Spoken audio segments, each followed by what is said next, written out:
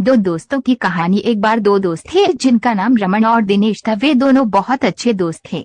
School time से ही उन दोनों में दोस्ती थी। दोनों के घर भी पास पास ही थे, जिससे वे दोनों आपस में बहुत समय बिताते थे।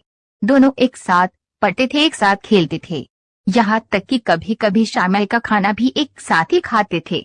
लेकिन दोनों के काम करने के तरीके में काफी अंतर था। दिनेश अपने काम को बहुत जल्दी करता था और ये कोशिश करता था कि वो सबसे पहले काम को खत्म कर दे, यानी कि वह बहुत जल्दबाजी में रहता था।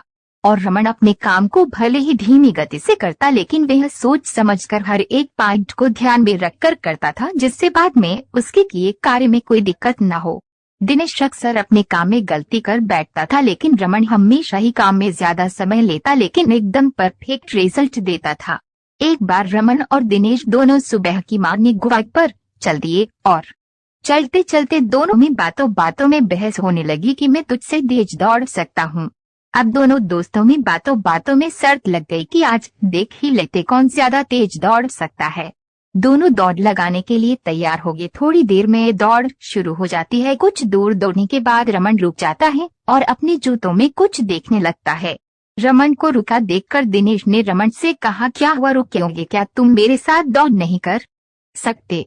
रमन ने कहा, मेरे जूते में कुछ कंकड़ घुस गए हैं, मैं इनको निकालने के बाद ही दौड़ सकता हूँ, वरना मैं कुछ ही दूर जाने के बाद चल भी नहीं पाऊंगा। यह सुनकर दिनेश हंसने लगा और कहने लगा, मुझे किसी पत्थर का डर नहीं है, मैं बिना पत्थर निकाले ही दौड़ पूरी कर सकता हूँ। और आगे निकल गया।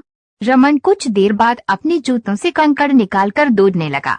अब दिनेश के जूतों में धंसे कंकड़ उसके पैरों में चुभने लगे थे और थोड़ी दूर चलने के बाद दिनेश के पैर बहुत ज्यादा घायल हो चुके थे। पैरों से खून बहने लगा और दर्द से बेहाल दिनेश जमीन पर लेट गया। अब रमन कुछ आगे जा चुका था। दिनेश ने रमन को आवाज लगाकर मदद करने को कहा। रमन वापस अपने दोस्त के पास आया और उसकी मदद करने लगा। उसके पैर खून से लथपथ हो गए थे। रमन अपने दोस्त को घर लेकर आया, फिर उसके पैरों में दवाई लगाई। जब दिनेश का दर्द सही हो गया, अब दिनेश को अपने किए पर पछतावा होता है। ये कहानी हमें एक ही बार में कई बातें सिखाती है।